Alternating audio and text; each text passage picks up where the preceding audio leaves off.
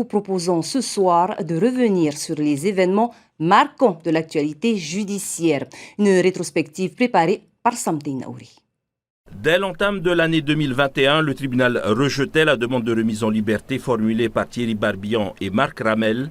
Les deux hommes d'affaires avaient été condamnés à 4 ans de prison ferme pour recours à la prostitution de mineurs. Dans les jours qui suivent, lors de l'audience solennelle de rentrée, le procureur a rappelé ses priorités, la lutte contre le trafic d'ice et les atteintes à la probité. D'après les personnes qui m'adressent des courriers, il semblerait que certains n'aient pas encore tout à fait compris. Le mois suivant, l'État et le pays signaient une convention pour lutter plus efficacement contre le trafic d'ice et le procès en appel de Tereo Tefana a été reporté. L'avocat d'Oscar Temarou ne pouvait être présent à cause des restrictions sanitaires. Au mois de mars se tenait la première session d'assises de l'année avec notamment une sordide affaire de violence conjugale qui ont entraîné la mort. L'accusé a été condamné à la réclusion criminelle à perpétuité. Le mois d'avril a été marqué par les arrêts de la Cour d'appel concernant la première audience réunie en Polynésie et l'affaire de l'adoption de la petite Jade. Tous les appelants ont été relaxés. Les magistrats du siège et du parquet général, les avocats et l'ensemble du personnel a rendu hommage à notre regretté collègue Florent Collet. Il restera comme l'un des meilleurs journalistes judiciaires qu'a connu le palais de justice de Papeete. Nous savons tous que ce ne sera plus jamais vraiment comme avant. En juin, la DSP recevait une nouvelle arme pour lutter contre les trafiquants d'ice, Power et son maître Fabrice. Juillet sera marqué par le procès de Tani Chen, administratrice de la page Facebook Paruru Yam Orea. Elle était poursuivie pour des propos jugés diffamatoires sur cette page.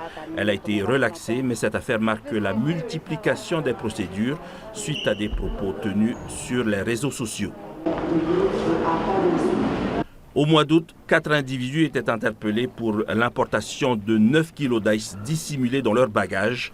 Il s'agit de la plus grosse prise en flagrance à l'aéroport de Taitifaa. Septembre sera marqué par cette interpellation qui a ému au-delà de nos frontières. Le docteur Jean-Paul Théran devenait le martyr de la lutte anti-vaccin contre la Covid-19. Le motif de son interpellation n'était pas en lien avec ce sujet, mais pour des atteintes à la probité.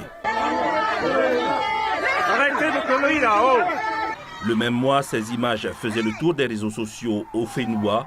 Des véhicules de police se faisaient caillasser à la mission. Les forces de l'ordre répondaient à une plainte pour tapage. Octobre est marqué par le nouveau renvoi de l'appel de l'affaire Tereo Tefana. Le procès se tiendra le 14 mars prochain.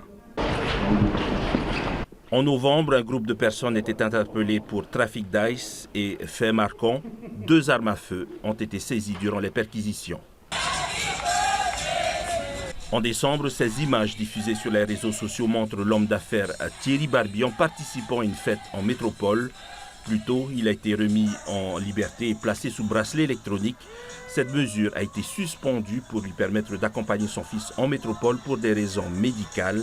Interrogé, le parquet envisage de révoquer sa semi-liberté.